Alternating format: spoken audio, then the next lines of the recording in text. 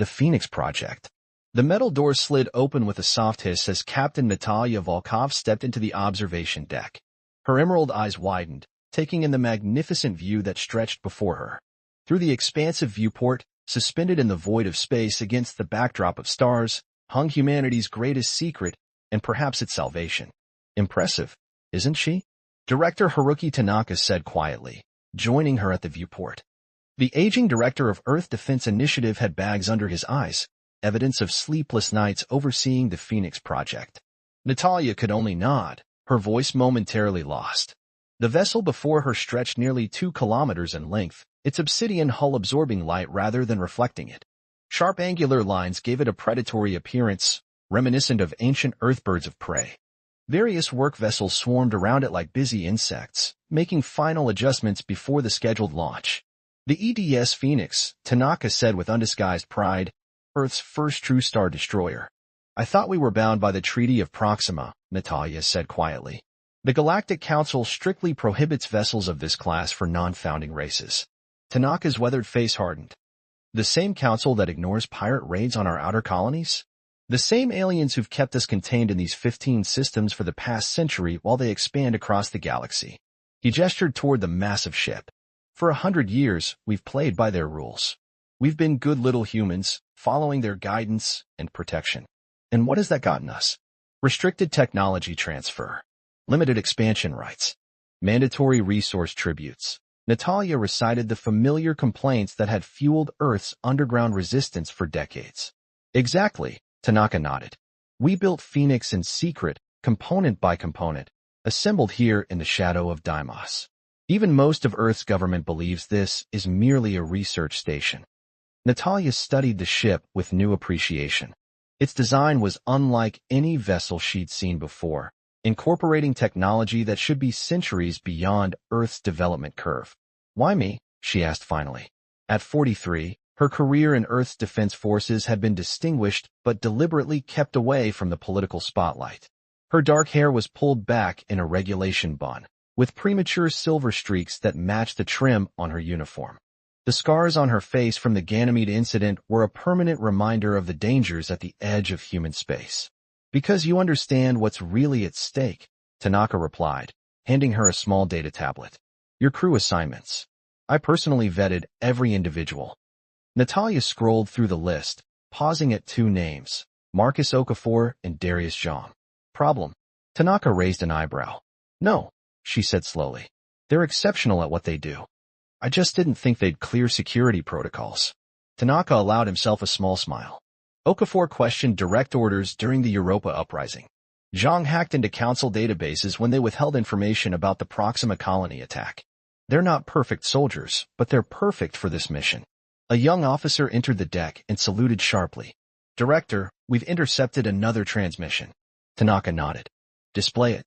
The wall screen illuminated with strange, shifting glyphs. A harsh, multi-tone voice spoke in a language Natalia didn't recognize, but the computer translated the words at the bottom of the screen. Earth sectors remain under containment. Proceed with resource extraction. Human development remains within acceptable parameters. The screen went dark. That's the 7th intercept this month, Tanaka said grimly. The Voidborn, a species from beyond the Council's claimed territories. They've been systematically harvesting resources from isolated worlds, and now they've set their sights on our outer colonies. Have you informed the Council? Natalia asked. Of course. They assured us we're being paranoid, that no species would dare violate Council-protected territories. Tanaka's voice dripped with sarcasm. But we both know the truth. Earth is protected in name only. They've kept us quarantined for a century, limiting our ships, our weapons, our territory, all while feeding us lies about gradual integration into the galactic community. Natalia looked back at the Phoenix. And this is our answer. This is our survival, Tanaka corrected. Your orders are simple, Captain. Take the Phoenix beyond our solar system. Show these aliens that humans aren't helpless children to be manipulated or harvested. Make them respect us or make them fear us. 3 days later, Natalia stood on the bridge of the Phoenix. Around her, her crew worked efficiently at their stations, preparing for the imminent launch. The bridge was spacious yet practical, with a command chair positioned centrally. Holographic displays provided 360-degree awareness of the ship's systems and surrounding space. Chief Engineer Marcus Okafor approached her. His dark skin contrasted with the silver engineering corps uniform, and his massive hands, capable of extraordinary precision despite their size, were clasped behind his back. "Captain," he said, his deep voice carrying the rhythms of his West African heritage. "All propulsion systems are functioning beyond specifications. The quantum drives are unlike anything I've ever worked with. This ship can outrun anything in known space." "Let's hope speed is all we need," Natalia replied. "If you believe that," Okafor said with a raised eyebrow, "why are you here?" Before she could answer, Security Director Darius Zhang's voice came over the comm system. "Security to bridge. All defensive systems are online and calibrated.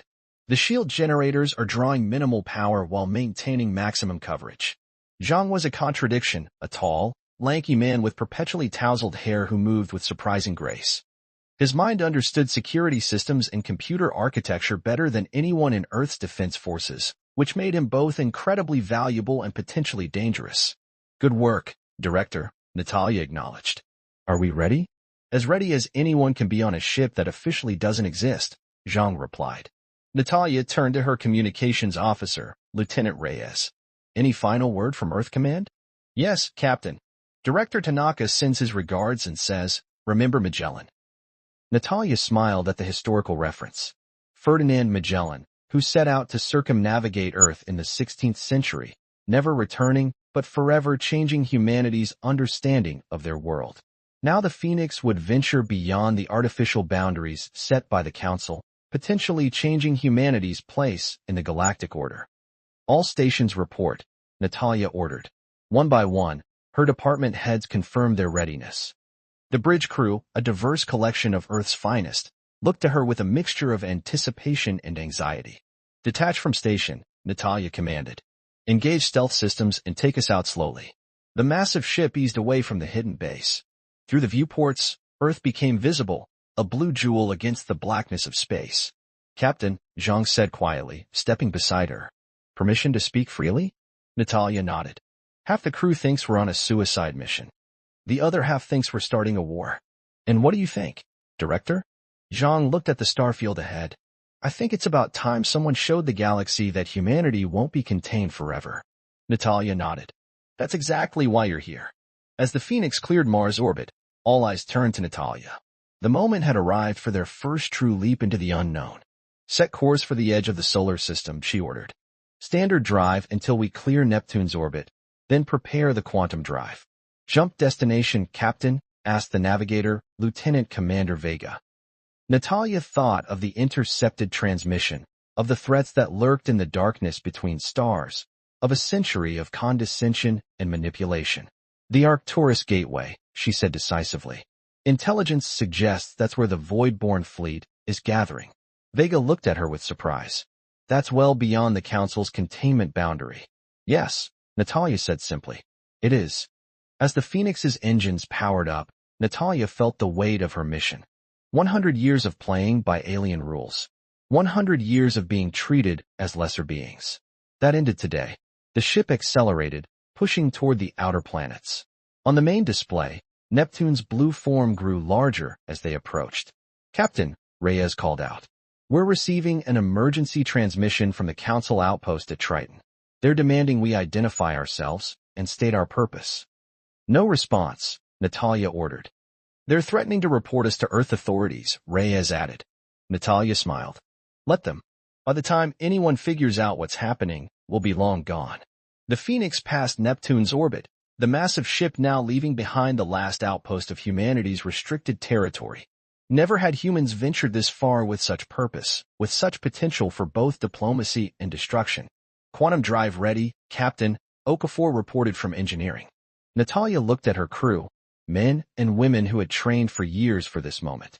They were about to break every rule, violate every treaty.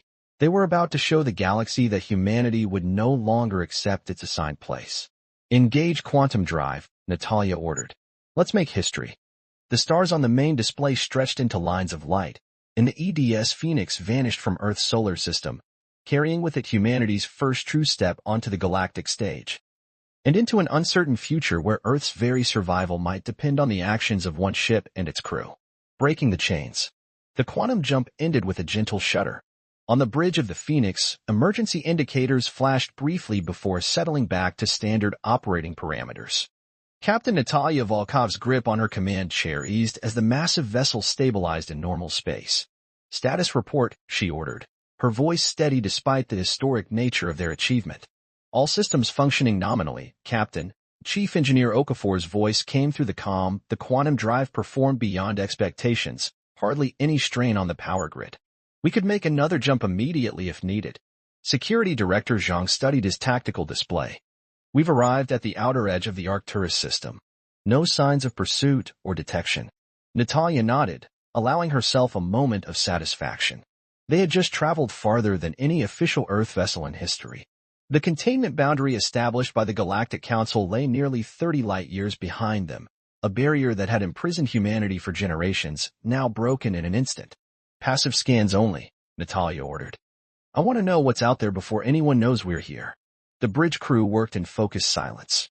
Through the main viewport, Natalia could see the distant star of Arcturus, its orange-red light casting an eerie glow on the bridge. "Captain," Lieutenant Commander Vega called from the sensor station. "I'm detecting energy signatures near the fourth planet. Multiple vessels in formation." On screen, Natalia commanded. The main display shifted to show a magnified view of a rust-colored gas giant. Around it, ships moved with predatory grace. Angular, obsidian vessels with pulsing crimson markings that resembled blood vessels. "Void-born vessels," Zhang confirmed, his expression grim. "The warship configurations match our limited data on void-born harvesters." "And what's their target?" Natalia asked, though she suspected the answer already. Vega adjusted his controls. "There's a small mining outpost on the second moon of the gas giant. Registry indicates it's an independent operation, mostly humans with some Sylphian workers." Natalia frowned. "Humans? This far outside our permitted territory." "Independent prospectors," Zhang explained. "They operate in the gray areas between jurisdictions. The Council officially prohibits it, but tacitly allows it since they get access to the resources without having to grant Earth formal mining rights." "How many people?" Natalia asked.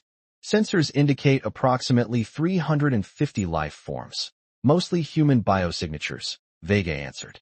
Natalia's jaw tightened. Earth didn't even know these people were here, outside the protective bubble of the containment zone. What little protection that offered. They were completely vulnerable, far from help. "Captain," Zhang said, his voice tense. "The void-born ships are powering weapons systems. They're moving into attack formation around the mining outpost." Natalia felt a chill run down her spine. Their orders were clear: observe and gather intelligence on the void-born, not engage. Earth's first Star Destroyer was too valuable to risk in a battle that wasn't directly tied to Earth's defense. But 350 humans were about to be slaughtered. "Captain," Zhang said quietly, "what are your orders?" Natalia looked around at her crew.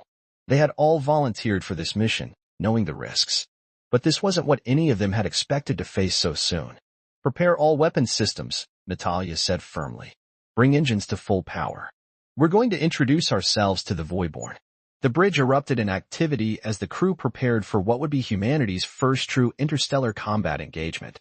"Captain," Reyes called from communications. "I'm picking up a distress signal from the mining outpost. They're begging for help from any nearby vessels." "Acknowledge their signal," Natalia ordered. "Let them know help is coming. But don't identify us yet." The Phoenix surged forward, its massive engines pushing it toward the gas giant. As they approached, the details of the mining outpost became clearer, a collection of modular structures built into the rocky surface of the moon, with small transport vessels docked around its perimeter. "The Voidborn have launched boarding craft," Zhang reported. "They'll reach the outpost in 7 minutes." Natalia nodded. "Take us in fast. Position us between the boarding craft and the outpost." "Captain," Okafor's voice came through the comm. "If we push the quantum generators this hard during our first engagement, we risk system fluctuations." "Noted, Chief," Natalia cut him off. "But those people don't have 7 minutes." The Phoenix accelerated, surprising even Natalia with its responsiveness. The ship was performing beyond even its ambitious design specifications. 2 minutes to intercept," Zhang announced. "Weapons ready." Pulse cannons charged and targeting systems active. Shield generators at maximum capacity. Natalia took a deep breath. This was it. Humanity's first true contact with a hostile alien force beyond their solar system. All hands, battle stations, she ordered. Let's show them what humans can do. The Phoenix burst into the space between the void-borne boarding craft and the mining outpost. For a moment, everything seemed to freeze. The void-borne vessels, sleek, predatory craft with their distinctive red markings, paused in their approach. We've been detected, Jean confirmed. The void-borne vessels are redirecting toward us. They're hailing us. On screen, Natalia ordered. The main display flickered, and the image of an alien appeared. Its face was gray and ridged, with 6 yellow eyes arranged in a hexagonal pattern that blinked independently. When it spoke, rows of needle-like teeth flashed. Unknown vessel, the translation computer rendered in English. You have entered void-borne harvesting territory. Identify yourself or be eliminated. Natalia stood from her command chair. This is Captain Natalia Volkov of the Earth Defense Ship Phoenix. You are threatening a peaceful mining operation. Withdraw your forces immediately. The alien's eyes widened in what might have been surprise. Earth? Impossible. Humans are confined to their designated systems by council decree. You cannot be here. And yet here we are, Natalia replied coldly. I won't ask again. Withdraw your forces. The alien made a harsh clicking sound that might have been laughter. A single human ship, no matter how large, cannot stand against the void-borne harvester fleet. Your destruction will serve as a valuable lesson to others who might interfere with our operations. The connection terminated abruptly. They've broken communication, Reyes reported. All void-borne vessels are now targeting us. Natalia returned to her chair. Director Zhang, tactical assessment. Their boarding craft are fast, but lightly armored, Zhang replied. The larger vessels have significant firepower, but slow maneuvering capabilities. They're spreading out to surround us. Natalia nodded. They think we're easy prey. Let's change their minds. Target the lead boarding craft group with pulse cannons at minimal power. I want to disable, not destroy. Targeting, Zhang confirmed. Ready on your mark. Fire. The Phoenix's weapons fired for the first time. Brilliant azure energy pulses shot forth, striking the lead boarding craft with surgical precision. The void-borne vessels spun out of control, their systems disabled but their hulls intact. A stunned silence fell over the bridge. Direct hits on all targets, Zhang reported, unable to hide his amazement. All boarding craft disabled with minimal structural damage. The remaining void-borne craft broke formation, clearly confused by the precision and power of the human ship's weapons. Captain, Reyes called out. We're being hailed by the mining outpost. On screen, Natalia ordered.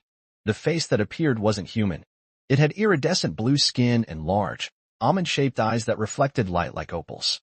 Despite its alien features, the expression was unmistakably one of relief. Unknown vessel, we thank you for your intervention, the alien said in accented but clear English. I am Supervisor Lyrics of Arcturus Mining Collective. To whom do we owe our gratitude? Natalia straightened. I am Captain Natalia Volkov of the Earth Defense Ship Phoenix. Lyrics' eyes widened. Earth? But how? The Council has kept your kind isolated for it. Things change, Natalia interrupted simply. The void-borne threat remains. Do you have any defenses of your own? Minimal, Lyrics admitted. We are a peaceful mining operation. We have some security measures, but nothing that could repel a harvester attack. The Council promised protection, but their patrols are infrequent. Natalia turned to Zhang. Status of remaining void-borne vessels? The larger ships are moving into attack position, he replied. They're charging main weapons. Natalia nodded. Supervisor Lyrics, stand by. We're not done here yet. As the connection closed, Natalia faced her crew. It seems we've surprised everyone today. Let's make sure the void-borne remember this encounter. Engage Battle Plan Alpha 2. Zhang's lips curved into a rare smile. With pleasure, Captain. The Phoenix moved forward, directly toward the void-borne fleet. Earth's first Star Destroyer was about to demonstrate its full capabilities. The lead void-borne vessel fired first. A beam of crimson energy lanced toward the Phoenix, but the Earth ship maneuvered with surprising agility for its size. The beam missed by meters. Return fire, Natalia ordered. Target their weapon systems only. Zhang's fingers danced across his tactical console. The Phoenix's pulse cannons fired again, azure energy bolts striking the void-borne ships with incredible precision. One by one, their weapon systems went dark. "Captain," Vega called out. "3 more void-born vessels are moving in from behind the moon." Natalia nodded. "They planned this ambush well." Director Zhang, "Prepare the Athena Protocol." Zhang looked up in surprise. "The Athena Protocol?" "Captain, we haven't tested it in actual combat conditions." "No time like the present," Natalia replied with a grim smile. While the pulse cannons were impressive, the Athena Protocol was the Phoenix's true secret weapon, designed using physics principles that most species in the galaxy hadn't yet discovered. It could disrupt energy systems and disable ship functions without destroying the vessels themselves. "Athena Protocol ready," Zhang reported. "Targeting all remaining void-born vessels." "Execute," Natalia commanded. A wave of invisible energy pulsed out from the Phoenix. When it reached the void-born ships, their lights flickered and died. The vessels drifted, powerless. Silence fell over the bridge as the crew witnessed the effectiveness of their new technology. "All void-born vessels disabled," Zhang reported, his voice filled with wonder. "No casualties detected." Natalia stood. "Open a channel to the lead void-born ship." The alien commander appeared on screen again, but this time its yellow eyes showed fear instead of arrogance. "This is impossible," it hissed. "No species possesses this technology." "Humans do," Natalia replied simply. "Now listen carefully. You will leave this system immediately and never return. You will inform your leaders that Earth vessels are now operating beyond the containment zone, and we will protect human interests wherever they exist. Do you understand?" The alien commander snarled but nodded reluctantly. "Good." Natalia looked at Zhang. "Release their life support and propulsion systems, but keep their weapons offline. Let them limp home with a story to tell." 2 hours later, Natalia stood in the mining outpost's main operations center. Supervisor Lyrics had invited her and her senior officers to discuss what had happened. The chamber was filled with humans and Sylphians, all staring at the Phoenix crew with a mixture of curiosity and respect. "You have our deepest gratitude, Captain Volkov," Lyrics said, bowing slightly. "The Voidborn have terrorized independent operations in this sector for years. No one has stood against them so effectively." Natalia nodded. "We couldn't stand by and watch civilians be slaughtered. But I'm curious, how did this outpost come to exist? Earth has no official presence outside the containment zone." Lyrics exchanged glances with the human miners present. "Captain, there is something you should know. The Sylphian Confederation has been monitoring Earth's situation for decades. We believe the Council has not been honest with humanity or with many other species." "What do you mean?" Natalia asked. Lyrics gestured for them to follow. The Sylphian led them to a secure room and activated a holographic display. "This is a map of our sector of the galaxy," Lyrics explained. "These red markers show attacks by the Voidborn over the past 30 years. The map showed hundreds of red dots forming a clear pattern. They're moving systematically toward Earth," Okafor said quietly. "Yes," Lyrics confirmed. "But look at this." The Sylphian added a blue overlay to the map. "These are Council protection zones. Notice anything unusual?" Natalia studied the map, her blood running cold. "They've been pulling back, abandoning outer systems." "Precisely," Lyrics said. "The Council has been retreating, giving the Voidborn free rein in the outer regions. And now they're directing them toward Earth sector." Zhang frowned. "Why would they do that? The Council is supposed to maintain peace and stability." Lyrics laughed bitterly. "The Council fears what they cannot control. And humans," the Sylphian looked directly at Natalia, "humans terrify them more than most species." "Us?" Natalia was genuinely surprised. "We've been trapped in our own star system for a century. How could we possibly be a threat?" "It's not what you've done," Lyrics explained. "It's what you could do." The Sylphian tapped the holographic display again, and new information appeared. "Your species adapts faster than any other known race. Your technological growth is unprecedented. In the brief period before the Council discovered Earth, your people went from primitive atmospheric flight to rudimentary space travel in less than a century." Natalia felt a chill run down her spine as the pieces fell into place. "They've been containing us," she said slowly, "and using the Voidborn as their weapon against any who might ally with humanity. The Sylphian Confederation has long suspected this," Lyrics confirmed, "but we had no proof until now." "In this ship you arrived in," another Sylphian added, stepping forward. "It uses technology the Council claims is impossible. Yet here you stand." Okafor moved closer to the holographic display. Speaking of technology, I've been talking with some of your engineers. Your power distribution systems are different from ours but potentially compatible. With your permission, I'd like to exchange some ideas. Lyric smiled. Of course. The Sylphian Confederation would be honored to share knowledge with Earth. In fact, the Sylphian was interrupted as another alien rushed into the room. Supervisor, a council diplomatic vessel has just entered the system. Lyric's expression darkened. They never responded to our distress calls, but they come running when humans appear. How? Predictable. Natalia turned to Zhang. Get back to the Phoenix. Prepare for possible hostile action. Do you think they'd attack openly? Zhang asked. No, Lyrics answered before Natalia could. The council works through manipulation and proxies. They'll send a diplomat with honeyed words while plotting your destruction. As if on cue, the main doors slid open, and a tall, elegant alien entered. Unlike the others, this one appeared almost human except for metallic gold skin and entirely black eyes that reflected no light. It wore elaborate robes adorned with the council's insignia. I am Emissary Vex, the alien announced in a melodious voice. I come representing the Galactic Council. Its gaze found Natalia, lingering on her Earth defense uniform. And you must be from Earth. How unexpected. Natalia stepped forward. Captain Natalia Volkov of the Earth defense ship Phoenix. Vex's expression remained placid, but Natalia noticed a subtle tensing of its posture. Earth vessels are not permitted beyond your designated territories, Captain. This is a serious violation of Council directives. We received no assistance when we reported void-born movements near our boundaries, Natalia replied evenly. We decided to investigate ourselves. A noble but unnecessary action, Vex said with practiced diplomacy. The Council has the void-born situation well in hand. Lyrics made a sound of disbelief. We sent 11 distress calls when they attacked. Where was your assistance then, Emissary? Vex ignored the Sylphian, focusing entirely on Natalia. Captain, I must insist you return to Earth immediately. Your presence here disrupts the delicate balance the Council maintains throughout civilized space. Natalia met the emissary's gaze steadily. We'll return when our mission is complete. She turned to Lyrics. The Sylphian Confederation has offered to share technical knowledge with us. We accept. Vex's composed facade cracked slightly. That would violate at least 7 council prohibitions on technology transfer. Then perhaps it's time for new prohibitions, Natalia said firmly. Earth is no longer content to sit quietly in its assigned corner of the galaxy.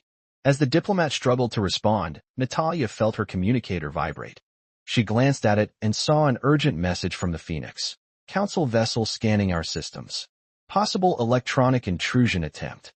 Natalia kept her expression neutral as she looked back at Vex. Now she understood. The diplomatic visit was just a distraction. The real battle, for the Phoenix and perhaps humanity's future, was just beginning.